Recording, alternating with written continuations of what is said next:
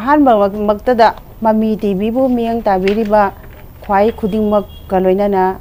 ꯑꯩꯒ ꯂꯦꯡꯁꯤꯟꯃꯤꯟꯅꯔꯤꯕ ꯑꯣꯖꯥꯁꯤꯡꯕꯨ ꯏꯀꯣꯛꯅꯣꯟꯅ ꯈꯨꯔꯨꯝꯖꯔꯤ ꯑꯩꯅ ꯉꯁꯤ ꯄꯥꯊꯣꯛꯆꯒꯗꯕ ꯁꯩꯔꯦꯡ ꯑꯁꯤ ꯇꯁꯦꯡꯅ ꯍꯥꯏꯕ ꯃꯇꯝꯗ ꯑꯩꯈꯣꯏꯒꯤ ꯉꯁꯤꯗꯒꯤ ꯊꯥ ꯈꯔꯒꯤ ꯃꯃꯥꯡ ꯃꯦꯒꯤ ꯇꯥꯡ 3ꯗꯒꯤ ꯊꯣꯛꯈꯤꯕ ꯏꯔꯥꯡ ꯑꯗꯨꯗꯒꯤ ꯐꯥꯎꯔꯛꯈꯤꯕ ꯏꯊꯤꯜꯅꯤ ꯇꯁꯦꯡꯕꯗꯤ ꯑꯩꯈꯣꯏꯁꯦ ꯃꯔꯥꯇꯞꯄ ꯈꯨꯟꯅꯥꯏ ꯑꯃ ꯂꯣꯏ ꯄꯥꯝꯅꯩ ꯑꯗꯨꯃꯛꯄꯨ ꯃꯁꯤ ꯀꯔꯤꯗꯒꯤ ꯑꯣꯏꯔꯛꯂꯤꯕꯅꯣ ꯍꯥꯏꯕꯗꯣ ꯏꯊꯟꯗ ꯋꯥꯍꯪꯁꯦ ꯂꯤꯁꯤꯡꯂꯛ ꯍꯪꯖꯩ ꯑꯗꯨꯅ ꯃꯁꯤ ꯂꯨꯆꯤꯡꯕ ꯍꯥꯏꯕ ꯑꯃ ꯑꯩꯅ ꯌꯥꯝ ꯄꯟꯕꯁꯤ ꯅꯨꯡꯉꯥꯏꯖꯗꯕ ꯍꯥꯏꯖꯕ ꯇꯥꯔꯦ ꯇꯁꯦꯡꯕꯗꯤ ꯃꯄꯤ ꯃꯄꯥ ꯑꯃ ꯑꯣꯏꯅ ꯂꯩꯕꯥꯛ ꯑꯃ ꯁꯥꯟꯇꯤ ꯂꯩꯍꯟꯒꯦ ꯑꯗꯒꯤ ꯃꯔꯥ ꯇꯞꯄ ꯑꯣꯏꯍꯟꯒꯦ ꯍꯥꯏꯇꯥꯔꯗꯤ ꯑꯩꯈꯣꯏꯒꯤ ꯑꯐꯕ ꯃꯄꯤ ꯃꯄꯥ ꯂꯩꯕ ꯑꯃ ꯃꯊꯧ ꯇꯥꯏ ꯂꯨꯆꯤꯡꯕ ꯍꯥꯏꯕꯁꯤꯗꯤ ꯑꯩꯈꯣꯏꯒꯤ ꯀꯣꯛꯀꯤ ꯑꯋꯥꯡꯕ ꯊꯥꯛꯇ ꯂꯩꯕ ꯑꯗꯨꯒ ꯃꯥꯒꯤ ꯃꯆꯥ ꯃꯅꯥꯏꯁꯤꯡꯕꯨ ꯅꯥꯎꯀꯣꯟꯕꯤꯕ ꯊꯦꯝꯕꯤꯕ ꯍꯥꯏꯕ ꯑꯃꯗꯤ ꯆꯪꯏ ꯑꯗꯨꯃꯛꯅ ꯑꯩꯅ ꯄꯦꯟꯗꯕ ꯃꯌꯥꯝ ꯑꯃ ꯑꯩꯅ ꯑꯩꯒꯤ ꯊꯃꯣꯏꯗꯒꯤ ꯐꯥꯎꯔꯛꯄ ꯏꯊꯤꯜꯗꯨꯅ ꯏꯖꯕ ꯁꯩꯔꯦꯡꯅꯤ ꯑꯩꯒꯤ ꯁꯩꯔꯦꯡꯒꯤ ꯃꯃꯤꯡ ꯀꯌꯥꯗ ꯄꯪꯈ꯭ꯔꯕꯅꯣ ꯑꯩꯍꯥꯛꯁꯦ ꯀꯌꯥꯗ ꯄꯪꯈ꯭ꯔꯕꯅꯣ ꯑꯩꯍꯥꯛꯁꯦ ꯀꯔꯤꯁꯨ ꯈꯪꯖꯗ꯭ꯔꯤꯕ ꯅꯋꯥꯒꯨꯝ ꯀꯌꯥꯗ ꯅꯤꯡꯉꯥꯏꯗꯅ ꯍꯤꯡꯂꯝꯂꯤꯕ ꯃꯐꯝ ꯄꯨꯝꯅꯃꯛꯇ ꯊꯤꯔꯨꯔꯕꯁꯨ ꯄꯨꯝꯅꯃꯛ ꯀꯣꯏꯅ ꯌꯦꯡꯂꯨꯔꯕꯁꯨ ꯍꯩꯕꯣꯡ ꯃꯅꯨꯡꯒꯤ ꯇꯨꯃꯤꯠꯀꯨꯝ ꯀꯌꯥꯗ ꯄꯪꯂꯝꯂꯤꯕ ꯑꯩꯍꯥꯛꯁꯦ ꯈꯨꯗꯤ ꯊꯤꯔꯀꯥꯟꯗꯗ ꯎꯔꯛꯏ ꯇꯤꯡꯈꯪ ꯌꯨꯔꯀꯥꯟꯗꯗ ꯅꯥꯔꯛꯏ ꯆꯩꯅꯥ ꯐꯥꯎꯗ꯭ꯔꯤꯉꯩ ꯌꯦꯡꯂꯨꯗꯦ ꯈꯨꯗꯤ ꯊꯤꯗ꯭ꯔꯤꯉꯩ ꯊꯤꯔꯨꯗꯦ ꯈꯣꯡꯒ꯭ꯔꯥꯏ ꯅꯤꯛꯇꯨꯅ ꯐꯝꯂꯤꯉꯩ ꯍꯩꯕꯣꯡ ꯀꯦꯜꯂꯛꯄ ꯉꯥꯏꯔꯤꯉꯩ ꯂꯩꯔꯛ ꯀꯣꯟꯁꯥꯡ ꯅꯩꯅꯔꯤꯉꯩ ꯆꯥꯛꯂꯨꯛꯇꯒꯤ ꯉꯥꯔꯧ ꯆꯦꯟꯈꯤꯕ ꯅꯤꯡꯉꯝꯗ ꯇꯛꯁꯤ ꯁꯣꯜꯍꯧꯏ ꯐꯝꯕꯥꯜ ꯁꯦꯝꯅꯕ ꯍꯣꯠꯅꯔꯤꯉꯩ ꯃꯆꯨꯝ ꯈꯔ ꯅꯤꯔꯤꯉꯩ ꯏꯌꯨꯝ ꯈꯥꯝꯕꯤ ꯃꯩꯋꯥꯏꯕ ꯇꯨꯝꯂꯀꯥꯟꯗ ꯎꯔꯛꯏ ꯇꯥꯔꯛꯏ ꯍꯥꯟꯅꯅ ꯈꯥꯝꯕꯤ ꯃꯩꯈꯠꯍꯧꯗꯦꯗꯣ ꯀꯌꯥꯗ ꯄꯪꯈ꯭ꯔꯕꯅꯣ ꯑꯩꯍꯥꯛꯁꯦ ꯑꯩꯅ ꯃꯁꯤꯡꯉꯦ ꯆꯠꯂꯤꯉꯩ ꯑꯩꯅ ꯃꯍꯦꯜꯂꯦ ꯄꯣꯡꯂꯤꯉꯩ ꯏꯔꯜ ꯏꯊꯨꯝ ꯇꯥꯜꯂꯤꯉꯩ ꯅꯥꯄꯜ ꯃꯊꯣꯏ ꯀꯥꯔꯤꯉꯩ ꯏꯈꯨꯠ ꯏꯈꯣꯡ ꯑꯅꯤꯗ ꯃꯤꯅꯥꯏ ꯌꯣꯜꯍꯤꯡ ꯊꯨꯔꯝꯕ ꯆꯥꯛꯆꯥ ꯃꯇꯨꯡ ꯄꯥꯜꯍꯧꯕ ꯆꯥꯛꯆꯥ ꯃꯇꯨꯡ ꯄꯥꯜꯍꯧꯕ ꯀꯌꯥꯗ ꯆꯨꯝꯈ꯭ꯔꯕ ꯄꯥꯎꯔꯧꯅꯣ ꯏꯊꯟꯇ ꯇꯛꯁꯤ ꯁꯣꯜꯍꯧꯏ ꯀꯌꯥꯗ ꯄꯪꯈ꯭ꯔꯕꯅꯣ ꯑꯩꯍꯥꯛꯁꯦ ꯃꯅꯥꯏꯅ ꯃꯄꯨ ꯁꯥꯅꯤꯡꯕ ꯌꯨꯝꯗꯥꯡꯕꯅ ꯀꯩꯅꯥꯕ ꯂꯝꯗꯝꯁꯤꯗ ꯁꯝꯕꯜ ꯆꯦꯛꯁꯤꯟꯅ ꯈꯥꯍꯧꯗꯕ ꯏꯔꯜ ꯏꯊꯨꯝ ꯇꯥꯛꯂꯀꯥꯟ ꯍꯨꯔꯥꯟꯕ ꯃꯇꯨꯡ ꯈꯨꯜꯂꯤꯡꯕ ꯏꯊꯟꯇ ꯇꯛꯁꯤ ꯁꯣꯜꯍꯧꯏ ꯀꯌꯥꯗ ꯄꯪꯈ꯭ꯔꯕꯅꯣ ꯑꯩꯍꯥꯛꯁꯦ ꯏꯊꯟꯇ ꯇꯛꯁꯤ ꯁꯣꯜꯍꯧꯏ ꯀꯌꯥꯗ ꯄꯪꯈ꯭ꯔꯕꯅꯣ ꯑꯩꯍꯥꯛꯁꯦ ꯐꯝꯗꯨꯅ ꯂꯩꯔꯤꯕ ꯑꯩꯍꯥꯛꯁꯦ ꯏꯊꯟꯇ ꯑꯆꯨꯝꯕꯅꯤ ꯅꯤꯡꯂꯨꯕ ꯏꯈꯨꯠ ꯇꯦꯛꯇꯅ ꯁꯨꯔꯨꯗꯕ ꯏꯈꯣꯡꯁꯨ ꯇꯦꯛꯂꯨꯗꯅ ꯆꯠꯂꯨꯗꯕ ꯏꯊꯟꯇ ꯉꯁꯤꯗꯤ ꯅꯤꯡꯉꯝꯂꯛꯇ꯭ꯔꯦ ꯑꯩꯃꯨꯛ ꯄꯪꯕꯁꯤ ꯂꯩꯔꯝꯈꯤꯒꯗ꯭ꯔꯥ ꯑꯣꯖꯥꯅ ꯇꯥꯛꯄꯁꯨ ꯂꯧꯔꯨꯗꯦ ꯑꯍꯩꯕꯅ ꯍꯥꯏꯕꯁꯨ ꯇꯥꯅꯤꯡꯂꯨꯗꯦ ꯄꯨꯝꯅꯃꯛꯇꯒꯤ ꯍꯦꯜꯂꯦ ꯈꯜꯂꯨꯏ ꯈꯜꯂꯨꯗꯕ ꯀꯌꯥ ꯑꯃ ꯊꯣꯛꯂꯛꯏ ꯎꯔꯨꯗꯕ ꯀꯌꯥ ꯑꯃ ꯂꯩꯔꯝꯃꯤ ꯊꯦꯡꯅꯔꯨꯗꯕꯅ ꯃꯁꯤꯡ ꯍꯦꯜꯂꯝꯃꯤ ꯃꯁꯤꯗꯕꯨ ꯑꯩꯃꯨꯛ ꯄꯪꯕꯁꯦ ꯂꯩꯔꯝꯈꯤꯒꯗ꯭ꯔꯥ ꯑꯩꯃꯨꯛ ꯄꯪꯕꯁꯦ ꯂꯩꯔꯝꯈꯤꯒꯗ꯭ꯔꯥ ꯑꯩꯃꯨꯛ ꯄꯪꯕꯁꯦ ꯃꯁꯤꯗ ꯂꯣꯏꯖꯔꯦ ꯑꯩꯒꯤ ꯁꯩꯔꯦꯡ ꯌꯥꯝꯅ ꯐꯖꯩ ꯑꯣꯖꯥ ꯃꯂꯌꯥ ꯆꯅꯨꯅ ꯏꯕꯤꯕ ꯀꯌꯥꯗ ꯄꯪꯈ꯭ꯔꯕꯅꯣ ꯑꯩꯍꯥꯛꯁꯦ ꯍꯥꯏꯕ ꯁꯩꯔꯦꯡ ꯑꯁꯤ ꯇꯥꯖꯕꯗ ꯁꯩꯔꯦꯡ ꯄꯥꯕꯒꯤ ꯅꯨꯡꯉꯥꯏꯕ ꯃꯍꯥꯎ ꯆꯞ ꯆꯥꯅ ꯐꯪꯉꯤ ꯍꯥꯏꯅ ꯑꯩꯈꯣꯏꯅ ꯈꯟꯖꯩ ꯁꯩꯔꯦꯡ ꯑꯁꯤ ꯑꯩꯈꯣꯏꯅ ꯃꯨꯟꯅ ꯇꯥꯖꯕꯗ ꯑꯩꯈꯣই ꯃꯩꯇꯩ ꯍꯥꯏꯔꯤꯕ ꯐꯨꯔꯨꯞ ꯑꯁꯤꯅ ꯑꯋꯥ ꯑꯅꯥ ꯑꯃꯗꯤ ꯇꯨꯡꯗ ꯂꯥꯛꯀꯗꯕ ꯀꯌꯥ ꯑꯃ ꯊꯣꯏꯗꯣꯛꯅ ꯈꯟꯖꯤꯜꯂꯨꯗꯅ ꯅꯨꯡꯉꯥꯏꯅ ꯌꯥꯏꯐꯅ ꯂꯩꯕꯒꯤ ꯂꯩꯊꯣꯛꯂꯨꯕꯗꯒꯤ ꯍꯥꯏꯕ ꯇꯥꯔꯦ ꯑꯩꯈꯣꯏꯒꯤ ꯇꯨꯡꯗ ꯍꯧꯖꯤꯛ ꯑꯣꯏꯔꯛꯂꯤꯕ ꯑꯋꯥ ꯑꯅꯥ ꯇꯨꯡꯗ ꯂꯥꯛꯀꯗꯕ ꯑꯃꯗꯤ ꯊꯣꯛꯂꯤꯕ ꯊꯧꯗꯣꯛ ꯀꯌꯥꯁꯤ ꯊꯣꯛꯀꯅꯤ ꯈꯪꯗꯅ ꯅꯨꯡꯉꯥꯏꯅ ꯂꯩꯊꯣꯛꯂꯨꯕꯗꯒꯤ ꯑꯩꯈꯣꯏꯁꯦ ꯑꯄꯪꯕꯅꯤ ꯍꯥꯏꯅ ꯏꯁꯥ ꯏꯊꯟꯇ ꯅꯤꯡꯉꯝꯗꯕ ꯐꯣꯡꯗꯣꯛꯆꯔꯛꯄꯒꯨꯝꯕ ꯑꯣꯏꯅ ꯑꯩꯈꯣꯏꯅ ꯎꯖꯩ ꯋꯥꯈꯜꯂꯣꯟ ꯃꯥꯟꯅꯔꯝꯗꯕꯁꯨ ꯌꯥꯏ ꯑꯗꯨꯕꯨ ꯑꯣꯖꯥꯒꯤ ꯑꯅꯤꯁꯨꯕ ꯄꯦꯔꯥꯒ꯭ꯔꯥꯐꯇ ꯈꯨꯗꯤ ꯊꯤꯔꯀꯥꯟꯗ ꯎꯔꯛꯏ ꯇꯤꯡꯈꯪ ꯌꯨꯔꯀꯥꯟꯗ ꯅꯥꯔꯛꯏ ꯆꯩꯅꯥ ꯐꯥꯎꯗ꯭ꯔꯤꯉꯩ ꯌꯦꯡꯂꯨꯗꯦ ꯈꯨꯗꯤ ꯊꯤꯗ꯭ꯔꯤꯉꯩ ꯊꯤꯔꯨꯗꯦ ꯍꯥꯏꯔꯤꯕ ꯄꯦꯔꯥꯒ꯭ꯔꯥꯐ ꯑꯁꯤꯃꯇꯪꯗꯤ ꯑꯣꯖꯥꯗꯒꯤ ꯈꯪꯖꯅꯤꯡꯕꯅ ꯑꯣꯖꯥꯒꯤ ꯃꯐꯝꯗꯒꯤꯗꯤ ꯇꯣꯉꯥꯟꯕ ꯃꯣꯠ ꯑꯣꯏꯔꯝꯕꯁꯨ ꯌꯥꯏ ꯑꯣꯖꯥꯅ ꯑꯃꯨꯛꯇꯪ ꯃꯔꯤꯛ ꯆꯨꯝꯅ ꯇꯝꯕꯤꯔꯝꯅꯕ ꯑꯣꯖꯥ ꯃꯐꯝꯗ ꯅꯣꯡꯖꯔꯤ ꯇꯁꯦꯡꯅ ꯑꯩꯅ ꯍꯪꯖꯍꯟꯅꯤꯡꯕ ꯋꯥꯍꯪꯗꯨꯃꯛ ꯑꯣꯖꯥꯅ ꯍꯪꯕꯤꯔꯛꯑꯦ ꯌꯥꯝ ꯅꯨꯡꯉꯥꯏꯖꯩ ꯍꯧꯖꯤꯛ ꯑꯩꯈꯣꯏꯒꯤ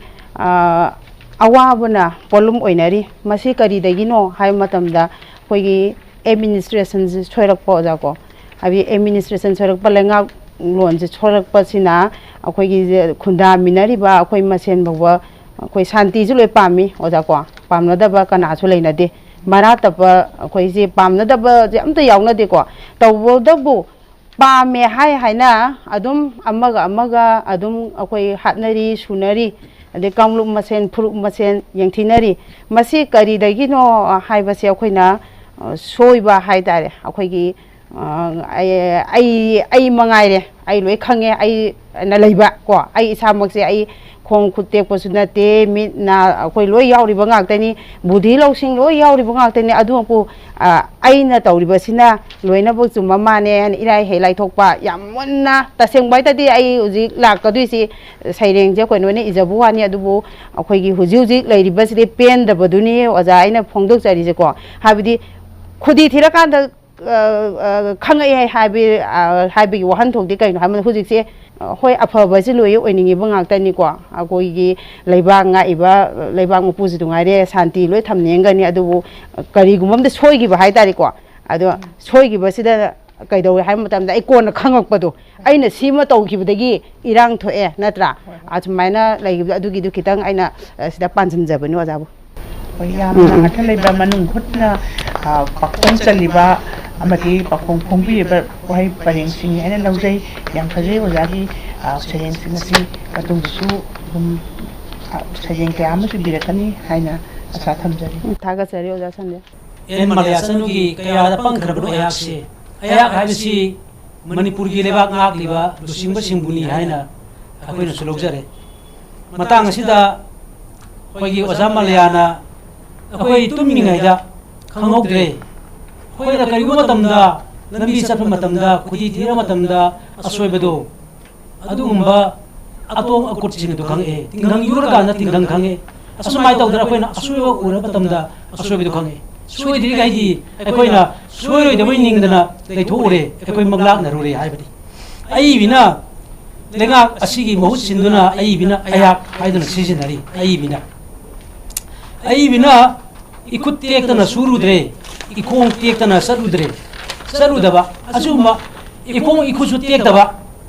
아수구마 아이코이나 소이나이바 수나다바 아이코이나 까리기데막다 아수야ም나 섹시로그다바노 하비도 랭아 아시기 마탁다 와항 오이나 항악바니 엔 말레야 짠우보 하나하나 이까코나 우스리 우르나기 홈다 아이비기 까야다 빵크라바노 아야시 하비도 세행아시 다음이 비기데막다수 아미 티비부수 하나하나 다가서리 थागतचरी ओजाम ꯃꯌꯥꯝ ꯄꯨꯝꯅꯃꯛꯄꯨ ꯑꯍꯥꯟꯕꯃꯛꯇꯗ ꯄꯣꯗꯥ ꯂꯥꯏꯔꯤꯛ ꯉꯝꯕꯝꯅ ꯈꯨꯔꯨꯝꯖꯔꯤ ꯉꯁꯤ ꯑꯩꯅ ꯄꯥꯊꯣꯛꯀꯗꯧꯔꯤꯕ ꯁꯩꯔꯦꯡ ꯑꯁꯤꯒꯤ ꯃꯃꯤꯡ ꯅꯤꯡꯁꯤꯡꯕꯤꯔꯛꯂꯅꯨ ꯑꯩꯍꯥꯛꯄꯨ ꯁꯩꯔꯦꯡ ꯑꯁꯤ ꯍꯟꯗꯛ ꯉꯔꯥꯡꯇ ꯑꯣꯏꯈ꯭ꯔꯤꯕ ꯏꯔꯥꯕꯣꯠꯀꯤ ꯅꯤꯡꯁꯤꯡ ꯊꯧꯔꯝꯒ ꯃꯔꯤ ꯂꯩꯅꯅ 이기ꯕ ꯁꯩꯔꯦꯡꯅꯤ ꯁꯩꯔꯦꯡ ꯑꯁꯤ ꯏꯔꯥꯕꯣꯠꯅ ꯋꯥꯔꯧꯕ 이라봇기 아이디올로지디 이러우 ꯂꯧꯗꯕ 이라봇기 셀레브레이션디 ꯌꯥꯝꯅ ꯄꯥꯛ ꯁꯟꯅ ꯃꯅꯤꯄꯨꯔꯒꯤ ꯃꯐꯝ ꯈꯨꯗꯤꯡ ꯑꯃꯗꯤ ꯃꯅꯤꯄꯨꯔꯒꯤ ꯃꯄꯥꯟꯗ ꯇꯥꯔꯤꯕ ꯃꯩꯇꯩ ꯐꯨꯔꯨꯞ ꯀꯌꯥꯅ ꯄꯥꯂꯟ ꯑꯁꯤ ꯇꯧꯅꯔꯤ ꯑꯗꯨꯕꯨ ꯏꯔꯥꯕꯣꯠꯅ ꯄꯥꯝꯖꯔꯝꯕ ꯃꯥꯒꯤ ꯂꯝꯖꯤꯡ ꯂꯝꯇꯥꯛꯄ ꯑꯗꯒꯤ ꯃꯥꯒꯤ ꯑꯥꯏꯗꯤꯑꯣꯂꯣꯖꯤꯗꯨꯗꯤ ꯏꯟꯗꯕ ꯑꯩꯈꯣꯏꯒꯤ ꯃꯩꯇꯩ ꯐꯨꯔꯨꯞ ꯑꯁꯤꯅ ꯑꯗꯨꯒꯤꯗꯃꯛꯇ ꯏꯔꯥꯕꯣꯠꯀꯤ ꯋꯥꯈꯜꯂꯣꯟꯗ ꯐꯥꯎꯔꯝꯒꯗꯧꯕ ꯏꯔꯥꯕꯣꯠꯁꯤ ꯂꯥꯏꯒꯤ ꯂꯥꯏꯔꯝꯂꯦꯟꯗ ꯏꯪꯅ ꯆꯤꯛꯅ ꯂꯩꯖꯈ꯭ꯔꯕ ꯑꯩꯈꯣꯏꯒꯤ ꯂꯥꯏ ꯑꯣꯏꯈ꯭ꯔꯕ ꯏꯔꯥꯕꯣꯠꯅ ꯐꯥꯎꯔꯝꯒꯗꯕ ꯋꯥꯈꯜꯂꯣꯟꯗꯣ ꯑꯗꯨ ꯑꯩꯅ ꯁꯥꯒꯠꯆꯔꯒ ꯑꯩꯒꯤ ꯋꯥꯈꯜꯗ ꯁꯥꯒꯠꯆꯔꯒ ꯑꯩꯅ 이ꯖꯕ ꯁꯩꯔꯦꯡꯅꯤ ꯁꯩꯔꯦꯡ ꯑꯁꯤ ꯃꯌꯥꯝꯒꯤ ꯃꯐꯝꯗ ꯊꯝꯖꯒꯦ 이tung 인바 ngamgadra itau tamba heigadra kathokpagi wakhalon chenbara ireibak ijati nungsibagi thamoi panbara achumbagi damak lepa ngamgadra phathau lamyan ba phathau saukhinu amukta ngasidi athaubagi kumon lakpada themjin biranu ehakpu tajaningdre sasinaba wahei ujaningdre minambagi saktam kangkhong chaireba ireibak langoi challaba iramdam ningsing biraklanu ehakpu achumbana karino aranbana kanano puthokpa ngamlibra asengba karamba numit hada lakani achumbagi joy lot ke haina lot khrabada karigi ningsing biraklibanu ehakpu lamjingbana sariba thauburel na oijaningliba minungsi machet amatasu udeni nakhoi gi thamoida asengba irik amata yaudabra karigi ningsing biraklibano ehakpu fidam phamna karino firep phamna kadaida lamjing lamtak pasu laudana karem naribra ehakpu ikai ba piribra mimang thokna ningsing biraklanu ehakpu taithok pinaba leitraba pirang themjin binaba watlaba thamoi mangam sandraba mieng ngasi gi takhalliba wakhal hayeng na kari oi hongni ningsing biraklanu ehakpu kawkhro mathang kumon lakpada phathau lamyan ba phathau sau khinu amukta ngasidi athau bagi kumon lakpada kurum tare hauzik aikoi oza podadagi fazerba sairing irabot na khalamba wakhalon mipung kudimung na pamnari ba wakhalon do lehori ba macha manai oi ba macha manau oi ba khoi nadi magi mataudi tam daba matang sida ojana isada phawi ba wakhalon mayam da phongdok pitna ningsing bernu ehaku haiba sairing sida sida oja yam nungai yam phajai oja ado masigi shamal sida iraboti di every year tum celebrate wi adubu miyamna tawriba thawung sida ojana thambiriba masagi themjin birano ha ku tajaningdre sasan naba wahi ujaningdre minambagi saktam hairiba matang sida istoja aina sum ojada kitang explain to biyo ni hygienic ba makatang matang de hygienic ba ko masagi aikoi khudimangna masagi sasan nabagi mawong matawma kanagumba singdadi thamoi sengna irabo ki wakhalon do chatpa yawrum gadorini makhoi gi mamang dadi ojanu haise karmaina kitang thambining ba kitang thambiyo oja maruena irabot ki sahi kudingi palan tawribasida maruena lei katpa laklibasingji mako minister bu oiro natragana organization gi kan leader sing bu oiro makhoi daneba ina hainingi ba wahaise mabu ningjariba mabu putel sengna lakchariba magi lamjing lamtak natraga magi ideology bu follow tawriba makhoi adudadi aina haijabana chade aikoi gi hujik manipur da leiriba crisis situation asigi mari leinana akoi gi lamdam asigi makok mathang thangliba aikoi gi mapi mapa oiriba sing adugi makhoi gi manung mapan naina chatliba lamchat aduda aina thajaningduna izaba sairengni adu aseng ta sengna irabot pu ningjariba irabot ki ideology bu follow tawriba ikai khumnaba matik charaba mayam adudadi haijaba nate hana aina thamjage kaga chereoja Tanimai jagi yang nanti bersaing pergi yang dalam segi singba lamyan bo biramba jam irabot na ngasigi manipur ga thorok liba phi meeting sa singi merak ta thorok liba sing purel kayana masagi lusingba magi gundi chendna lusingba amati oingba adumba kaya mana koi gilam idam da masira tholok pasibo irabot na uraga yam thamoi sokna yam na pen da kaya phongdok kalena ibi sereng na koi bege thamjai adu wang ojagi sereng si mioi group ani haibata irabot masa amadi akoi kunai asidi dai mioi group amaga ani to sinyan sindaga wari sabaki mo da iba oina ujai ai mati ngamdang ojagi sidaina pathok sarabada itungin bangam gadra itaw tamba haigadra kathokpagi wakhalon chenbra ireba ijati nusibagi thamoi panra asumбagi damak lepag ngamgadra haibuwang senparin sinasina irabot ikoi jingbra irabot na phongdok pibani haina aina naujaraga phathau lamyan ba phathau haidana amuk akoi mi kangom na phathau haidana ina nuai tabak ya sigi thamoi wakhalon se phathago shaw hinu amukta ngasidi athau busing komon lakpada haidana kangbu amana haibati akoi mi kangbu amana irabosbu phata building mawonga natraga na masi irabot masam thandana thamoi da phata jaribra sigi matangda braga ani sigi taisina pini matangse ojana amtang phongdok aina sida panjaning ba wafam di itung inba su ngamdana makhoi celebration di mayam mamang thoki oina manung mayam da utchai begi mawongda celebration di adum tawba adubu magi wakhalon di inba su ngamdana adagi matau tamba su ngamdaba adadagi di kathokpagi wakhalon su iyaw yawdaba ai gi takhanba ai gi tasillaga loire ai gi nuairaga loire hena khalliba mi singda ma irabot sina hanglibane ba wahangse hangna magi di irabot lamyan ba irabot habesidi prithibi gi mafam khuding manipur gi mafam khuding da madi lai oigraba ma bulat laga leigrabani adugumba aphawba mi aduna saugalakpa habese masa matonta su amu haijarineba isa masa matonta haijabani ko se phathau ilamyan ba phathau haibese masa matonta haijabani saugat pa yadri matang asida saugat luragadi sauba haibesina manghanbase yamna thina manghalli aduna saugat khiganu na haiduna isa itomta phada jabagumna lamyan ba irabo se masa matonta su phada jana ba hona jabani hena aina thamjage yam nungaijai hoye oja lari engbam podagi ningsing birak lanu ayakpu irabotna mahaki masa mathanda pukninga mahaka wari saba du ai bin phangdokni irabona sawi ai lamdam asida ai gi itung imbirak laganu ai gi paloni haina di tawi ai gi thabak thoramni haiduna di mayam tawraga su kanana su ai gi khudung inbidi mahangna sawi taigum su mahaki pukningna phathai ngai kho saukhino nang amukta saukhino mase ai bi amadi ai ba kayagi thamoi nungda khangadaba wakhal adumagni ngasi mami TV bu miyeng tabiriba viewer punamak amadi phambak thangsida ningsin biriba oja singbu ikoknona khurimjari ai ningai haiba saiding ngasi mak masigi khunai sida tholiba leibak sida ireibak sida tholiba irang sida mama oi bisingna masa singsu kamdongna ningai themgadabai haibadu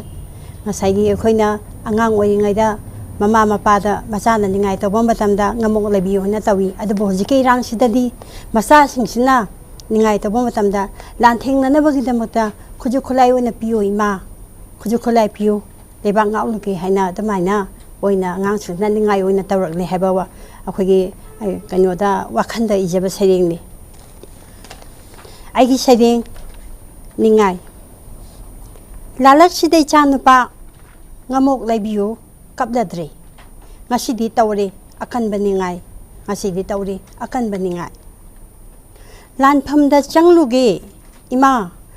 libak kalluge khulai yaudana karamna yekna balamba paruni lanphamda changluge ima libak kalluge khulai yaudana karamna yekna balamba paruni ima sambal singse namkhai rakleni tanthok khigeni nongmaina kap tuna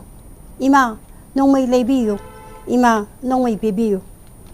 apun bagi saktam ngang na bagi damak isa singini ngai thim sige karam nabu khambi maiwai reba iramdamgi maisa langlibi mama ihak nasu maisa langlibi mama ina agi sading matang solution yamna thiba sading ni matam sida hujik mama oibi kayana thengnariba adugumba wa maisa kayabu yamna barik chumna phungdokpiriba ojara malagi sereng ningai haiba sereng ase chuki matik artha lekhre chuki matik ningthikre lanphamda chaluge ima lebak kaluge khulai yaudana karamna yekna balamba paruni yamna phajagraba mafam asida ojana adumak khulai haiba sida nongmaini haiba su adum mathangi pergata su yawbire thoyongna masida akhoini maigadi hangningai di leitre adubu ojagi sereng asiki tagi kitang thaidok saraga ngasi ojagi phamde khangjaningba amana akhoi hawrokliban harol singasina nongmai piu haidina mamada ningai tawribase masi karamba wakhalon tawraga thaiduoga khulai paininga ibangang ase karamba wakhalon tawraga kai thiemlaga makhoi degi sigumbo khan asi nongmai lening magi wakhan nongmai paining magi wakhan lan honing wakhala ase karanna mama oi akhoina isa sinji phathagani haina ojagi mot kadi lebibra phathabaya wakhalon gadi lebibra simatang sayeng sigida yaupa tim yaudraga sojagi motam tang tajani tholi be ranga simak aikhogi nongmai gi lani haibadi matam amadadi ningthau paningai matamda akhoi thang ten tabraga khulai haiba masi khulai oina sajinaraga lanthengna bachalami sagol tong lanthengna bachalami adubu hojiki matamdadi chawkhalapagi matungina sophisticated weapon mayam ama sajinara abanina thang tin pairaga lanchang badi yadre maramdi hojiki aphapha khuju khulai myam haibadi nongmai singko nongmai marusing china athapa awang bam bam lagi kapthar laga makha kapthar ni bani aduna masidi nga ke hairabadi nomai kapla abadi nomai kapkada bani hangada bani haiba anga sing wa khalon da masu leire aduna khulai heba se hoji hoji makidi lan pham dadi khulai hoda bas ga yadre maram aduna anga sing sina hoji lan changma matam da khulai piu khulai yauraga lan changi heba se mama ma pa ba sing da ju haidi aduga ekhoina se hoji tholi birang asida praja sing na su magi khunggang ngak liba mayam se thang tin pai rang ngak pa yaba ma ta sunati haibadi yingna bagal lamba pa ba matam da khoju khulai na haibadi nongmai maru ngak tani je chai khar liba se bhom top ni aduna masida angang sing si wa khana se nongmai na oina mai ngak charege haiba wa khana mada moina angang sing mama pa da ningai tawbani mana ba laman sing na ba khum na ba sugum bag wakhalon da ngasi gi samal se dei sida horuk leba na sing na ai bu pokpi be ima amadi ai gi pokpi be pa animak pu yok pi ri ba naw yok pi ri ba naw kon bi ri ba iramdam sin hen maru oirak bagi karamna iramdam sibu nga kadagi sen kadagi haiba na harol singi wakhalon na ma ozana thambiraga sering asi ibi bani hedana gi wakal da khanje fajai oza yamne nungai tentang ozana pibiriba wakalon sing asi tungin harol sing da mama leba ki damak makhoina tawning bakra di soidana pangtok pangam na bi wakalon mami tamhan biri hai ba wakpun se thamjaraga ozabu thagat jari oirakliba manipur ki phibam masida ima ai sunongoi bibiyu ai sunongoi oina lebiyu baba ai sunongoi oina lebiyu harak lagati karam tor kadage haibadu kariguba aina mama ama oiragati madugi ningai themangam gadra masigi wahang asidi ai bina leibak miyamda amadi leibak asibu ngakliba singi mafamda hangibas manipur gi lenga kina angang singi apunba ningai asi matam sana themo pai haujik ningai asi hawr kharbani marmaduna apunba ningai asi hawdingai da ai bina leibak sibu ngakliba aso asang thaububa kaya ge pamda ningai asi matam sana thembiu habagi paujiladu bijaba kaloinana oja romla sambu fajaraba saire ningai haiba matam siga chap chanaraba saire ngasi bibagi tabakta hanna thar phongdok chari mami tv gi sigumlaba akogi ayibi singi saireng saidinaba aduga masagi oiba wakhalon phongdoknabagi thauram masida aibusu saruk yaba phangan biba mami tv bu aduga ngasigi yengbiriba mami tv bu yengbiriba tabiriba pungna makpusu aduga ngasigi phambak asida aigi lengsin minariba oza pumna makpusu ai thagat phongdokchari ikok nonjari ai ming Rita Thoksom ngasi hangna lanthokjaga doriba saireng asigi maming haifam khangde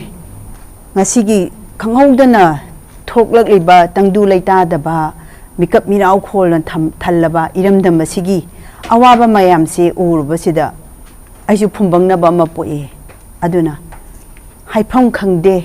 haiba maming simak ai adum haifam khangde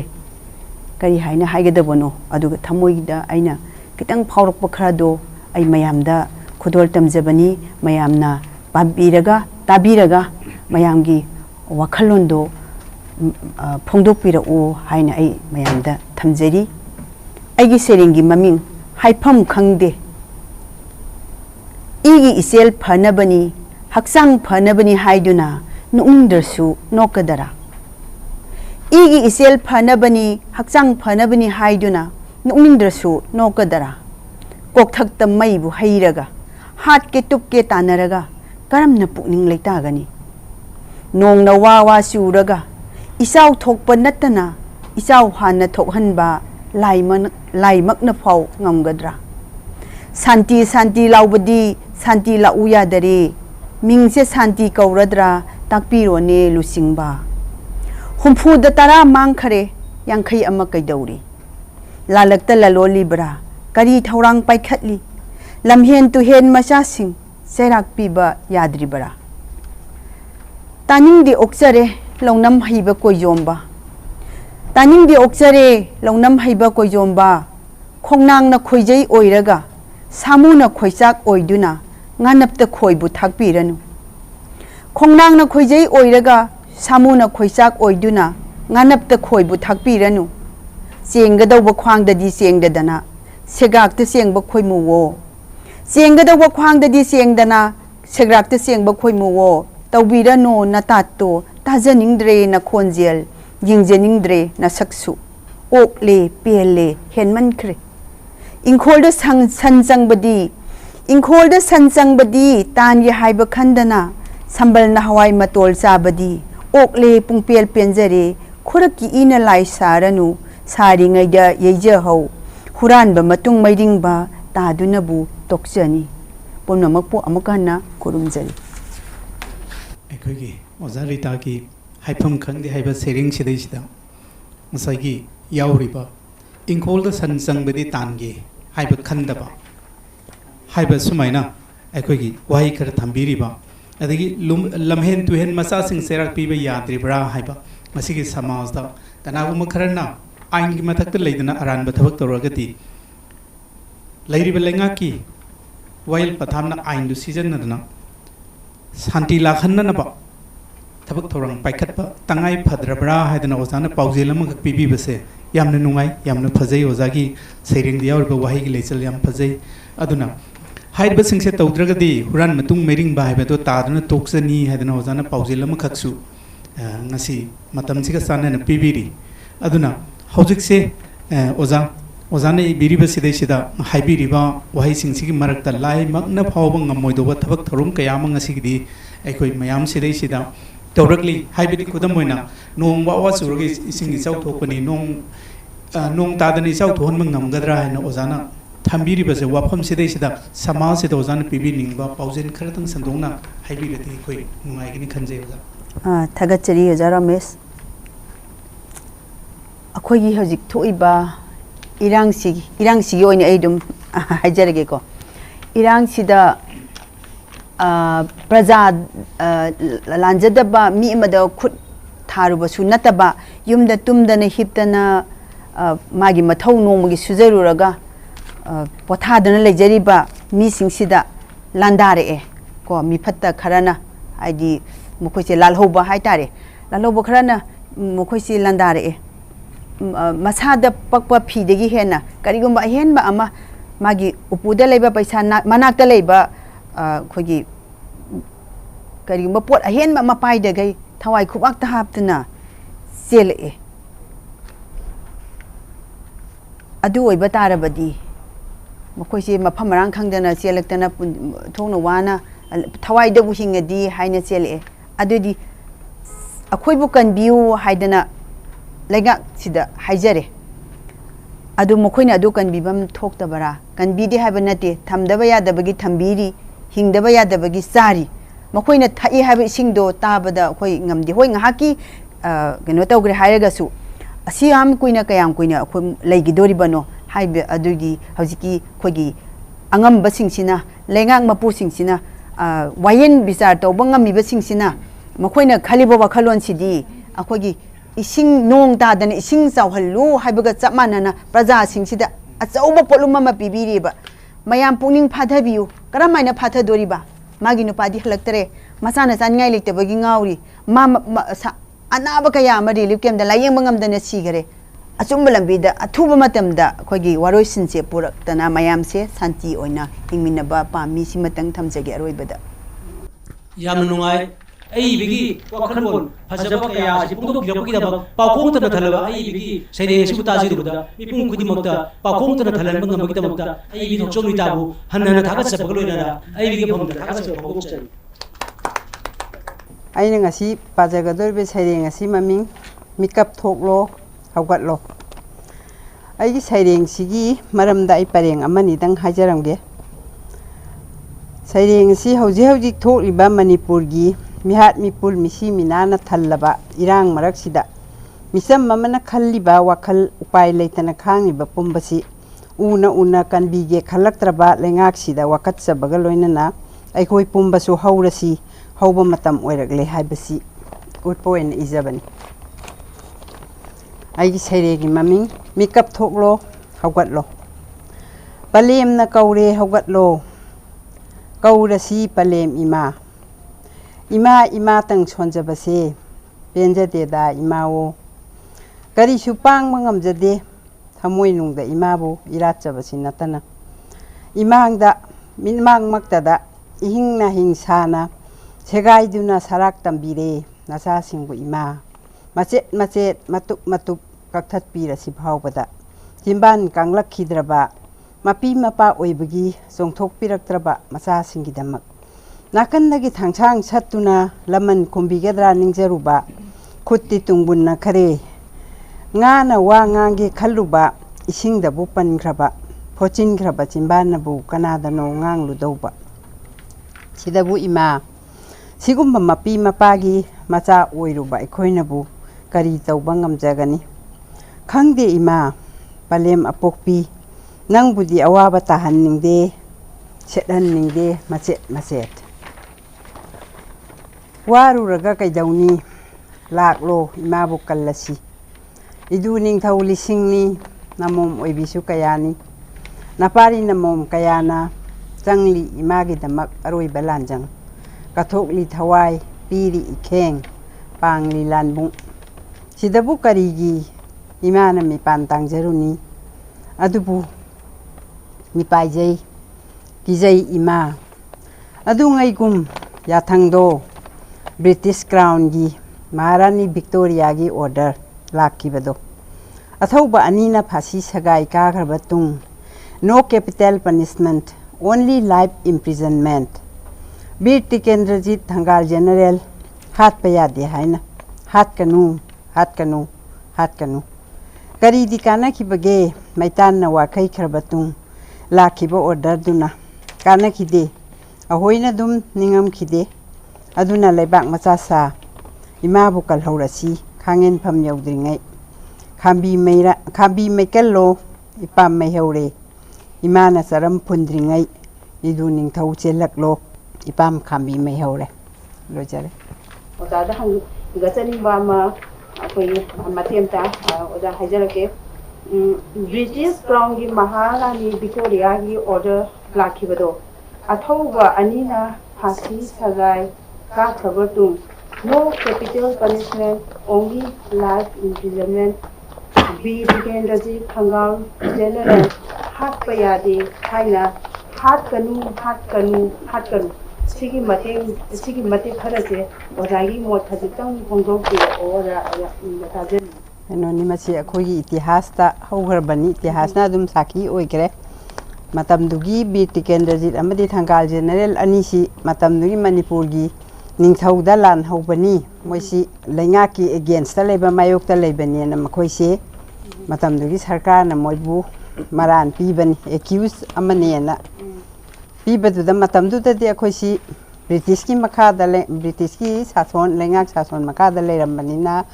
akhoina achumba kano mat phangge haiba tara boidi moji adagi British ki order du laktragadi akhoi somdadi nangdabani na aduga matamdu dadi akhoigi larik laisu haibasi su akhoi sigi oina leiramdaba translation gi through da salambani na akhoigi makhoigi namakta achumba justice phangnana bohona khibaduda hat kanu moise they should not be killed in a lack order si moi hat ka matung da phangi badumai tawdana hauji su akhoina kai guba sidai hena thindara boidi madugi phibam do tara boidi imale baksi ngaksam yaukhre aduna singkhat lausi masidagi hena luk kharboidi akhoina singkhat pa amu hana ngamaroi akoi ima bukan mangamaroi prabab chel haurasi haiba aigi thamoinungi impulse do aina phongdok sabani oja kongbai pam gangarani gi sereng mikap thoklo hagolo haiba yakai ro koiraba adugumba sereng asi yana phajai oja gi lebak miyamda lebak ki masa manau oiriba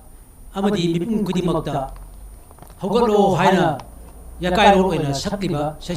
asigumba sereng asi soine maki miyam su lobi duna mikap tholkani haina khani tuna ai bigi fajaraba asigumba sereng asi mipum kudimokna tabiraga ababa wakalon kya galena leba asi bukan beda asobo todang logi de kani habigi thajibu thamje bagolena ai bibusu hanana thagasani ai giming morang them netrajit mitai lebak asigi lamdam asigi oirakliba awana tariba ina lokhong sienduna mikap mirau kholtna mama oibi kaya gi tengtha khol oirakliba ꯑꯁꯤꯒꯨꯝꯕ ꯇꯥꯟꯖꯥ ꯑꯁꯤꯗ ꯑꯋꯥ ꯑꯅꯥ ꯇꯥꯔꯕ ꯃꯤꯄꯨꯝ ꯈꯨꯗꯤꯡꯃꯛꯀꯤ ꯃꯐꯝꯗ ꯏꯀꯥꯏ ꯈꯨꯝꯅꯖꯕꯒ ꯂꯣꯏꯅꯅ ꯀꯣꯛ ꯅꯣꯟꯖꯔꯤ ꯑꯃꯗꯤ ꯂꯩꯈꯤꯗ꯭ꯔꯕꯁꯤꯡꯒꯤ ꯃꯐꯝꯗ ꯑꯋꯥꯕꯁꯨ ꯐꯣꯡꯗꯣꯛꯆꯔꯤ ꯑꯁꯤꯒꯨꯝꯕ ꯑꯣꯏꯔꯛꯂꯤꯕ ꯐꯤꯕꯝ ꯑꯁꯤꯗ ꯂꯥꯟꯊꯣꯛꯆꯔꯤ ꯑꯩꯒꯤ ꯁꯩꯔꯦꯡ ꯏꯃꯥꯒꯤꯗꯃꯛ ꯍꯣ ꯏꯃꯥ ꯅꯨꯡꯁꯤꯕꯤ ꯀꯔꯤꯅꯣ ꯅꯆꯥꯅ ꯍꯥꯏꯒꯗꯧꯔꯤꯕꯁꯤꯕꯨ 이신시수 포신그래 이콩 이콧 분신그래 그이동의 까나나 당터비가니 이마낭기 꼭턱떡이 라우나 콩나 짝리바 마이자우 허리바 샤푸시 로레다고 나학시 땅고이 올리다고 이마 까택레다고 마이샤나 두리얼금 시엘레 나사싱기 이캥나 나사 란징 뿌렌싱 다리엘 뿡파이 킥두나 ममित मना खुमजिंदुना मचिन फाजिंदुना लेनखरे फमजाव कोनबा नचासिंगना खंदोकपा ngamdre चेंगलक्तगी हुइद्रु मरु उरिजाक चग्रिंग फौहाम कोकफाई सुजासिंग मख्वांगदा थौरीना थुखरे मंगकता हुइगंग थांगखरे मिरमगी लमहुइना पाइखरे लांजिंग पुरियलगी खुरजीसे हौ हौ चोंगली तेंथानरी इमागी हकचांग मैवाइरकपदा तोला तारबा हिंफम खंगद्रबा नंगी नचा लिसिंग नदी कप्पु इमा ngasiदी पेना नचा फवाम पोक्चरुबगी नावयोग नावकोन फरुबगी महैनि खना पेनथोक्लसी खांगु इमा अखांग कनबी लुपसनु पिरांगना हकचांग थुंगना ngamgani soidana imabu kanba sakthung pithungdraba नचा सिंगना पोक्लबदी सीगनी नोंगमा चंगसिन सी अखोय पंथुंग यौना चंग नकासनु नोंदोल थक्ता मसु तरेत की फिराल हाइदुना इमाबु कनबना पंथुंगनी अखोयगी मसीना ओइगनी खोमलांगी लमन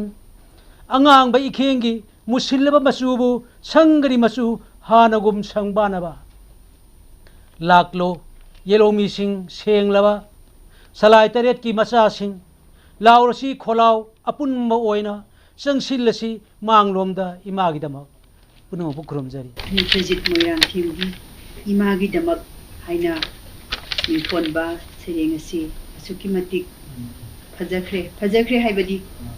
ओजाना इमा लेबाक सिबु असुक यामना नुंसीना थमोय नुंदगी फोंदोपो हाइ खरसिना कोई अताबसिंगी थमोयदसु टिंग टिंग पालहली मरमदी हुजिक थोइबा इरांगसिनसु इमासी मिनुंसी चाउरुबदगी मिगी मचा सिंदुबु कल्लुबदगी अखोय अवा आना तामिनरे हुजिकसी अदुमक फोबदा इमासी बुदी नुसीबा पोई अदुगा इमागी मिनुंसीदसु मांगदना अखोयगी वारबा इमासी अमुतंग मचा सिंगसिना अखोय अमुतंग कनसी हाइबा वाखलोनसिनी हाइना लौजे मतंगसिदा ओजागी ते मतंग थंबी सुमी ममा पा ओइबसिंगना मचासिंग योगपा थापा मतम अदुदा ओक्तबा मचासिंगना ममा मपागी ओइबा कायनी मिंग सोकपा यामना लुजदबा असुगुम्बा तांजा लापा मतमदा ममा पासिंगी ओइबा सेंथाबा असुगुम्बा लापा मतमदा ममा पासिंग अदुना पोगलुरबनिना हेक्ता हातोकसु याबदि नते मरम अदुना कमदौनी पोगलुरबनिना पोखरेदना नावयोग नाकोन फरुबगी पोक्चरुबगी इचासिंग अदुना ओक्तबा सिंगदबा कया मयाम लापने वारपसु यादरे अदु ताबदी फरे हौख्रबदी हौख्रसनु कफम थोकपा कप्पा ताबनी इचा फतबा पोक्चरुबगी योक्चरुबगी मिवा मैसा लांगजरुबा अदुगी कफम थोकपा पिरांग सिंथाबा ताबनी ओइबम थोकददी ओइबा ताबनी अदुबु अखोय मतुंगददी मसिगी मखा ताबददी अखोय अफबा ओहेलसी इचासिंग वारपा ngamdabado फत्तबदु फत खिदसनु फतना सत्खरसनु अदुबो अखोयना मतुंग तारबददी अफबा ओहेलसी हाबिदो अइना हाइनिंगबदगी कपुई मांगसिदी पेना इमासे महांगा तौजरिबा थबक्तुगी मतुंगिना पोक्चरुबा योक्चरुबदुगी महिना मा कप्पा ताबनी योक्चरुबसिंदुगी मतुंगिना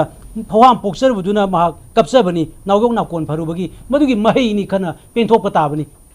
मसी मतुंग तारबददी इमा पिरांगना सिंथदना हक्चांगसी लुपख्रसनु अदुबु असुक यामना खुदोंग थीबा ताग्रबसु नचामगी हक्तक्ता नचामगी ꯊꯧꯗꯣꯛꯇ ꯑꯩꯈꯣꯏꯅ ꯂꯩꯈꯥ ꯇꯥꯈ꯭ꯔꯕꯁꯨ ꯅꯣꯡꯃ ꯅꯠꯇ꯭ꯔꯒ ꯅꯣꯡꯃꯗꯤ ꯏꯃꯥꯕꯨ ꯀꯟꯕ ꯉꯝꯒꯅꯤ ꯍꯥꯏꯕꯗꯨ ꯑꯩꯅ ꯐꯣꯡꯗꯣꯛꯆꯅꯤꯡꯕꯗꯒꯤ ꯈꯥꯡꯉꯨ ꯏꯃꯥ ꯑꯈꯥꯡ ꯀꯟꯕꯤ ꯂꯨꯞꯁꯅꯨ ꯄꯤꯔꯥꯡꯅ ꯍꯛꯆꯥꯡ ꯊꯨꯡꯅ ꯉꯝꯒꯅꯤ ꯁꯣꯏꯗꯅ ꯏꯃꯥꯕꯨ ꯀꯟꯕ ꯆꯥꯛꯊꯨꯡ ꯄꯤꯊꯨꯡꯗ꯭ꯔꯕ ꯅꯆꯥꯁꯤꯡꯅ ꯃꯍꯥꯛꯀꯤ ꯃꯆꯥꯁꯤꯡ ꯑꯗꯣ ꯂꯥꯏꯔꯕ ꯑꯅꯪꯕ ꯑꯣꯏꯁꯅꯨ ꯑꯣꯛꯇꯕ ꯃꯆꯥꯕꯒꯤ ꯍꯥꯛꯇꯛꯇ ꯃꯤꯋꯥ ꯃꯩꯁꯥ ꯂꯥꯡꯗꯨꯅ ꯂꯩꯈꯥ ꯇꯥꯈ꯭ꯔꯕꯁꯨ ꯅꯆꯥꯕꯒꯤ ꯍꯥꯛꯇꯛꯇꯗꯤ ꯁꯣꯏꯗꯅꯃꯛꯀꯤ ꯆꯤꯡꯈꯠꯂꯛꯀꯅꯤ ꯍꯥꯏꯕꯗꯨ ꯑꯩꯅ ꯐꯣꯡꯗꯣꯛꯆꯅꯤꯡꯕꯗꯒꯤ ꯋꯥꯍꯩ ꯈꯔꯁꯤ ꯊꯝꯖꯕꯅꯤ ꯑꯣꯖꯥ ꯑꯩꯅ ꯃꯁꯤꯗ ꯌꯥꯝꯅ ꯐꯖꯕ ꯑꯃꯈꯛ ꯌꯥꯎꯔꯤ ꯍꯧꯖꯤꯛ ꯍꯧꯖꯤꯛ ꯂꯩꯕꯥꯛꯁꯤꯗ ꯀꯥꯡꯈꯣꯡ ꯆꯥꯏꯔꯤꯕ ꯑꯩꯈꯣꯏ ꯂꯩꯉꯥꯛꯄꯁꯤꯡꯅ ꯇꯧꯔꯤꯕ ꯃꯑꯣꯡꯁꯤꯡꯁꯤꯗ ꯑꯣꯖꯥꯅ ꯀꯔꯤꯒꯨꯝꯕ ꯋꯥꯍꯩ ꯈꯔꯈꯛ ꯄꯔꯦꯡ ꯈꯔꯈꯛꯁꯦ ꯃꯈ꯭ꯋꯥꯡꯗ ꯊꯧꯔꯤꯅ ꯊꯨꯈ꯭ꯔꯦ ꯃꯉꯛꯇ ꯍꯨꯏꯒꯪ ꯊꯥꯡꯈ꯭ꯔꯦ ꯃꯤꯔꯝꯒꯤ ꯂꯝꯍꯨꯏꯅ ꯄꯥꯏꯈ꯭ꯔꯦ ꯂꯥꯟꯖꯦꯡ ꯄꯨꯔꯤꯒꯤ ꯈꯨꯔꯁꯤꯁꯦ ꯌꯥꯝ ꯐꯖꯩ ꯑꯣꯖꯥ ꯃꯁꯤ ꯑꯩꯈꯣꯏꯗ ꯐꯥꯎꯔꯤꯕꯁꯤ ꯍꯧꯖꯤꯛ ꯍꯧꯖꯤꯛ ꯂꯩꯉꯥꯛꯄꯁꯤꯡꯁꯤꯅ ꯇꯧꯔꯤꯕ ꯑꯁꯤ ꯑꯩꯈꯣꯏꯒꯤ ꯏꯔꯩꯕꯥꯛꯀꯤ ꯃꯆꯥ ꯃꯅꯥꯎꯁꯤꯡꯁꯤ ꯌꯦꯡꯗ꯭ꯔꯦ ꯍꯥꯏꯗꯤ ꯂꯩꯉꯥꯛꯄ ꯁꯦꯟꯇ꯭ꯔꯦꯜ ꯒꯣꯚꯔꯟꯃꯦꯟꯠꯅ ꯄꯤꯔꯛꯄ ꯑꯣꯔꯗꯔꯗꯨꯒꯤ ꯃꯇꯨꯡ ꯏꯟꯅ ꯂꯩꯉꯥꯛꯄꯁꯤꯡ ꯑꯁꯤꯅ ꯍꯧꯖꯤꯛ ꯊꯕꯛ ꯇꯧꯔꯛꯏꯕꯅꯤ ꯑꯗꯨꯅ ꯃꯈꯣꯏꯒꯤ ꯊꯕꯛ ꯊꯧꯔꯝ ꯈꯨꯗꯤꯡꯃꯛ ꯃꯈꯣꯏꯒꯤ ꯈꯨꯔꯖꯤ ꯈꯨꯗꯤꯡꯃꯛ ꯁꯦꯟꯇ꯭ꯔꯦꯜ ꯒꯣꯚꯔꯟꯃꯦꯟꯠꯅ ꯄꯥꯏꯔꯕꯅꯤꯅ ꯍꯧꯖꯤꯛꯀꯤ ꯑꯩꯈꯣꯏꯒꯤ ꯃꯅꯤꯄꯨꯔꯒꯤ ꯂꯩꯉꯥꯛꯄꯁꯤꯡ ꯑꯁꯤꯒꯤ ꯊꯧꯅꯥ ꯂꯤꯡꯖꯦꯜꯁꯦ ꯑꯩꯈꯣꯏ ꯎꯕ ꯉꯝꯗ꯭ꯔꯦ ꯍꯥꯏꯕꯗꯤ ꯃꯌꯥꯏ ꯂꯣꯏꯅꯃꯛ ꯆꯪꯈ꯭ꯔꯦ ꯑꯣꯖꯥ ꯃꯗꯨꯅ ꯃꯈ꯭ꯋꯥꯡꯗ ꯊꯧꯔꯤꯅ ꯊꯨꯈ꯭ꯔꯦ ꯃꯉꯛꯇ ꯍꯨꯏꯒꯪ ꯊꯥꯡꯈ꯭ꯔꯦ ꯍꯥꯏꯕꯁꯦ ꯑꯣꯖꯥꯅ ꯌꯥꯝ ꯐꯖꯅ ꯐꯣꯡꯗꯣꯛꯄꯤꯔꯦ ꯑꯗꯨꯒ ꯃꯤꯔꯝꯒꯤ ꯂꯝꯍꯨꯏꯅ ꯄꯥꯏꯈ꯭ꯔꯦ ꯍꯥꯏꯕꯁꯦ ꯑꯣꯖꯥ ꯃꯁꯤꯃꯗꯤ ꯆꯨꯝꯂꯕꯅꯤ ꯍꯧꯖꯤꯛ ꯍꯧꯖꯤꯛ ꯊꯣꯛꯂꯤꯕ ꯑꯩꯈꯣꯏꯒꯤ ꯃꯅꯤꯄꯨꯔꯒꯤ ꯏꯔꯥꯡꯁꯤꯗ ꯍꯧꯖꯤꯛ ꯀꯪꯂꯩꯄꯥꯛꯁꯤꯗ ꯇꯧꯔꯤꯕ ꯃꯑꯣꯡꯁꯦ ꯑꯣꯖꯥ ꯃꯤꯔꯝꯒꯤ ꯃꯤꯅ ꯁꯥꯁꯣꯟ ꯇꯧꯕꯅꯤ ꯍꯥꯏꯕꯗꯤ ꯃꯅꯤꯄꯨꯔꯗ ꯂꯩꯕ ꯂꯩꯉꯥꯛꯄꯁꯤꯡ ꯑꯁꯦ ꯃꯌꯥꯏ ꯏꯆꯝ ꯆꯝꯂꯦ ꯀꯔꯤꯒꯨꯝꯕ ꯑꯃꯇ ꯉꯝꯗ꯭ꯔꯦ ꯍꯥꯏꯕꯁꯦ ꯑꯣꯖꯥꯒꯤ ꯁꯩꯔꯦꯡꯁꯤꯗ ꯑꯩꯈꯣꯏꯅ ꯎꯕ ꯐꯪꯖꯩ ꯌꯥꯝ ꯐꯖꯩ ꯑꯣꯖꯥꯅ ꯐꯖꯅ ꯐꯣꯡꯗꯣꯛꯄꯤꯕꯁꯦ ꯑꯩꯈꯣꯏ ꯌꯥꯝ ꯑꯣꯖꯥꯕꯨ ꯊꯥꯒꯠꯆꯔꯤ ꯃꯊꯪꯁꯤ ꯑꯣꯖꯥ ꯑꯩꯅ ꯁꯨꯝ ꯈꯟꯖꯕꯗ ꯑꯣꯖꯥꯒꯤ ꯏꯃꯥꯒꯤꯗꯃꯛ ꯍꯥꯏꯔꯤꯕ ꯁꯩꯔꯦꯡꯒꯤ ꯋꯥꯍꯩꯒꯤ ꯂꯩꯆꯜꯁꯤ ꯌꯥꯝꯅ ꯐꯖꯩ ꯑꯣꯖꯥ ꯑꯩꯅ ꯈꯟꯖꯕꯗ ꯑꯣꯖꯥꯅ ꯊꯝꯕꯤꯔꯤꯕ ꯋꯥꯍꯩꯒꯤ ꯂꯩꯆꯜꯁꯤꯡꯁꯤꯒꯤ ꯃꯔꯛꯁꯤꯗꯩꯁꯤꯗ ꯀꯔꯤ ꯍꯥꯏꯇꯥꯔꯦ ꯎꯔꯤꯖꯥꯛꯀꯨꯝ ꯑꯗꯒꯤ ꯆꯒ꯭ꯔꯤꯡ ꯑꯣꯏꯔꯕ ꯃꯤꯑꯣꯏ ꯈꯔꯁꯨ ꯂꯩꯔꯤ ꯍꯥꯏꯗꯅ ꯑꯣꯖꯥꯅ ꯉꯁꯤ ꯊꯝꯕꯤꯗꯅ ꯇꯧꯔꯤꯕ ꯋꯥꯍꯩ ꯄꯔꯦꯡ ꯋꯥꯍꯩꯒꯤ ꯂꯩꯆꯜ ꯑꯗꯣ ꯉꯁꯤꯗꯤ ꯏꯒꯤ ꯂꯧꯈꯣꯡ ꯆꯦꯜꯂꯦ ꯑꯗꯣ ꯏꯒꯤ ꯂꯧꯈꯣꯡꯁꯦ ꯅꯨꯡꯇꯤꯒꯤ ꯁꯨꯝ ꯆꯦꯟꯕ ꯌꯥꯕꯗꯤ ꯅꯠꯇꯦ ꯅꯣꯡꯃꯗꯤ ꯂꯩꯔꯤꯕ ꯃꯆꯥ ꯃꯄꯥꯔꯤ ꯃꯃꯣꯝꯁꯤꯡꯁꯤꯅ ꯏꯃꯥ ꯅꯪꯁꯦ ꯁꯪꯕꯥꯅꯕ ꯍꯥꯟꯅꯒꯨꯝ ꯃꯍꯧꯁꯥꯒꯤ ꯐꯖꯔꯕ ꯃꯁꯛꯇꯨ ꯑꯃꯨꯛ ꯍꯟꯅ ꯍꯜꯂꯛꯈꯤ ꯍꯥꯏꯗꯅ ꯑꯣꯖꯥꯅ ꯏꯕꯤꯔꯛꯂꯤꯕ ꯋꯥꯍꯩꯁꯤꯡ ꯑꯁꯤ ꯑꯩꯈꯣꯏ ꯄꯥꯖꯕ ꯑꯃꯁꯨꯡ ꯇꯥꯖꯕꯗ ꯑꯁꯨꯛꯀꯤ ꯃꯇꯤꯛ ꯅꯨꯡꯉꯥꯏ ꯑꯣꯖꯥꯕꯨ ꯑꯩꯈꯣꯏꯅ ꯊꯥꯒꯠꯆꯔꯤ ꯑꯣꯖꯥ ꯍꯧꯖꯤꯛ ꯃꯇꯝꯁꯤꯒ ꯈ꯭ꯋꯥꯏꯗꯒꯤ ꯆꯥꯟꯅꯔꯕ ꯁꯩꯔꯦꯡꯅꯤꯅ ꯑꯩꯅ ꯍꯥꯏꯖꯅꯤꯡꯉꯤ ꯑꯣꯖꯥꯅ ꯉꯁꯤꯒꯤ ꯇꯧꯔꯤꯕ ꯍꯠꯅ ꯁꯨꯅꯔꯤꯕ ꯏꯈꯦꯡ ꯇꯥꯔꯤꯕ ꯏꯆꯥ ꯏꯁꯨ ꯁꯥꯇ꯭ꯔ ꯅꯍꯥꯔꯣꯟ ꯐꯥꯎꯕ ꯍꯜꯂꯛꯏꯕ ꯃꯌꯥꯝꯁꯤ ꯎꯔꯒ ꯑꯣꯖꯥꯅ ꯌꯥꯝꯅ ꯀꯟꯅ ꯇꯦꯡꯊꯥꯏ ꯂꯣꯏꯔꯦꯗꯀꯣ ꯅꯍꯥꯛꯁꯦ ꯇꯥꯡꯒꯣꯏ ꯑꯣꯜꯂꯦꯗꯀꯣ ꯏꯃꯥ ꯀꯥꯊꯦꯛꯂꯦꯗꯀꯣ ꯃꯩꯁꯥꯅ ꯍꯥꯏꯗꯅ ꯑꯣꯖꯥꯅ ꯍꯧꯔꯛꯄꯃꯛꯇꯗ ꯌꯥꯝꯅ ꯊꯋꯥꯏꯁꯤ ꯋꯥꯅ ꯇꯦꯡꯊꯥꯔꯝꯃꯕꯁꯨ ꯑꯔꯣꯏꯕꯗꯗꯤ ꯑꯣꯖꯥꯅ ꯑꯁꯥ ꯑꯃ ꯂꯥꯛꯏ ꯑꯗꯨ ꯃꯔꯛꯁꯤꯗ ꯑꯃꯁꯨ ꯑꯃꯨꯛ ꯍꯥꯏꯖꯒꯦ ꯑꯩꯈꯣꯏꯒꯤ ꯋꯥꯔꯤꯕ ꯃꯌꯥꯝꯁꯤ ꯀꯔꯤꯒꯤꯗꯃꯛꯇ ꯋꯥꯔꯤꯕꯅꯣ ꯍꯥꯏꯕꯗꯨ ꯑꯣꯖꯥꯅ ꯁꯤꯗ ꯍꯥꯏꯕꯤ ꯐꯝꯖꯥꯎ ꯀꯣꯟꯕ ꯅꯆꯥꯁꯤꯡꯅ ꯈꯟꯗꯣꯛꯄ ꯉꯝꯗ꯭ꯔꯦ ꯆꯤꯡꯂꯛꯇꯒꯤ ꯍꯨꯏꯗ꯭ꯔꯨ ꯃꯔꯨ ꯁꯨꯖꯥ ꯆꯒ꯭ꯔꯤꯡ ꯑꯁꯤꯅꯆꯤꯡꯕ ꯐꯧꯍꯥꯝꯁꯤꯡꯁꯤ ꯆꯦꯡ ꯑꯐꯕ ꯃꯔꯛꯇꯒꯤ ꯐꯧꯍꯥꯝ ꯈꯟꯗꯣꯛꯄ ꯍꯩꯇ꯭ꯔꯕ ꯍꯨꯏꯗ꯭ꯔꯨ ꯃꯔꯨꯁꯤ ꯎꯕ ꯉꯝꯗ꯭ꯔꯕ ꯆꯥꯛ ꯆꯒ꯭ꯔꯤꯡꯁꯤ ꯈꯟꯗꯣꯛꯄ ꯉꯝꯗ꯭ꯔꯕ ꯑꯁꯤ ꯑꯩꯈꯣꯏꯅ ꯎꯖꯕꯗ ꯂꯩꯕꯥꯛꯀꯤ ꯃꯄꯤ ꯃꯄꯥ ꯂꯤꯗꯔꯁꯤꯡꯁꯤ ꯁꯤꯕꯨꯅꯤ ꯑꯣꯖꯥꯅ ꯊꯥꯕꯤꯔꯤꯕꯁꯦꯅ ꯑꯩꯈꯣꯏꯅ ꯎꯖꯩ ꯃꯤꯟꯁ ꯄ꯭ꯔꯖꯥ ꯃꯌꯥꯝꯁꯦ ꯐꯖꯔꯝꯒꯗꯕꯗꯣ ꯃꯣꯏ ꯂꯩꯕꯗꯒꯤ ꯐꯠꯇꯕ ꯃꯌꯥꯝ ꯑꯃ ꯁꯟꯗꯣꯔꯛꯇꯅ ꯂꯩꯕꯥꯛꯁꯤꯗꯩꯗ ꯃꯥꯡꯍꯟꯕ ꯑꯃꯥꯡ ꯑꯇꯥ ꯑꯗꯒꯤ ꯂꯥꯟ ꯑꯁꯤꯕꯒꯤ ꯑꯩꯈꯣꯏꯒꯤ ꯐꯤꯖꯪ ꯃꯌꯥꯝꯁꯦ ꯑꯁꯤꯕꯒꯤ ꯁꯤꯟ ꯃꯌꯥꯝꯁꯦ ꯄꯨꯔꯛꯄꯅꯤ ꯍꯥꯏꯅ ꯑꯣꯖꯥꯅ ꯁꯤꯒꯤꯗ ꯄꯨꯕꯤ ꯑꯁꯨꯛ ꯌꯥꯝꯅ ꯋꯥꯔꯕꯁꯨ ꯑꯣꯖꯥꯒꯤ ꯑꯁꯥꯗꯤ ꯃꯥꯡꯗꯦ ꯑꯣꯖꯥꯅ ꯍꯥꯏꯗꯤ ꯍꯧ ꯍꯧ ꯆꯣꯡꯂꯤ ꯇꯦꯡꯊꯥꯅꯔꯤ ꯏꯃꯥꯒꯤ ꯍꯛꯆꯥꯡꯅ ꯃꯩ ꯋꯥꯏꯔꯛꯄꯗ ꯇꯣꯜꯂ ꯇꯥꯔꯕ ꯍꯤꯡꯐꯝ ꯈꯪꯗ꯭ꯔꯕ ꯅꯪꯒꯤ ꯅꯆꯥ ꯂꯤꯁꯤꯡꯅꯗꯤ ꯍꯥꯏꯕꯗꯤ ꯌꯥꯏꯇꯣꯡ ꯐꯝꯗꯣꯡꯕ ꯑꯗꯨꯒ ꯃꯀꯣꯛ ꯑꯣꯏꯔꯤꯕꯁꯤꯡꯅꯗꯤ ꯏꯃꯥꯒꯤꯗꯃꯛꯇ ꯈꯟꯕꯤꯗ꯭ꯔꯒꯁꯨ ꯇꯣꯜꯂ ꯇꯥꯔꯕ ꯃꯤꯆꯝ ꯁꯤꯚꯤꯂꯤꯌꯥꯟ ꯂꯧ ꯁꯨꯕ ꯑꯗꯒꯤ ꯅꯣꯡꯃꯒꯤ ꯁꯤꯟꯊꯥ ꯇꯧꯖꯔꯤꯕ ꯏꯃꯥꯁꯤꯡ ꯑꯗꯨꯒ ꯏꯆꯥꯁꯤꯡ ꯏꯆꯦ ꯏꯆꯟ ꯄꯨꯝꯅꯃꯛꯅꯗꯤ ꯏꯃꯥ ꯂꯩꯕꯥꯛꯀꯤꯗꯃꯛꯇ ꯂꯦꯞꯂꯤ ꯑꯗꯨꯅ ꯏꯃꯥ ꯈꯥꯡꯉꯨ ꯏꯃꯥ ꯑꯈꯥꯡ ꯀꯟꯕꯤ ꯍꯥꯏꯗꯅ ꯑꯣꯖꯥꯅ ꯍꯥꯏ ꯁꯨꯃꯥꯏꯅ ꯇꯧꯗꯅ ꯑꯣꯖꯥꯒꯤ ꯁꯩꯔꯦꯡꯁꯤ ꯍꯧꯕꯗꯒꯤꯅ ꯂꯣꯏꯕ ꯐꯥꯎꯕ ꯑꯣꯖꯥ ꯑꯃꯅ ꯉꯁꯥꯏ ꯍꯥꯏꯕꯤꯈꯤꯕꯒꯨം ꯋꯥꯍꯩꯒꯤ ꯑꯩꯈꯣꯏꯒꯤ ꯈꯟꯕꯁꯦ ꯌꯥꯝ ꯐꯖꯅ ꯈꯜꯂꯤ ꯐꯤꯒꯔꯁ of ꯁ꯭ꯄꯤꯆꯁꯦ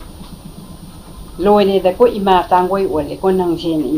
ima sibu mana tangoi ga sangdam na tangoi maktu oina lawbani masi yam phajaba meta phara mane na I hajege aduga aroi bada ozana ngasai nasa sing khoi lejari phattaba do sat khrasanu ngasi di ima gi pirang do sinthabiraganu maramdi nasa nanai oiba khoi mayam lejari yelau mi khoi mayam lejari Mahoy kara na saksa green on na pauham on na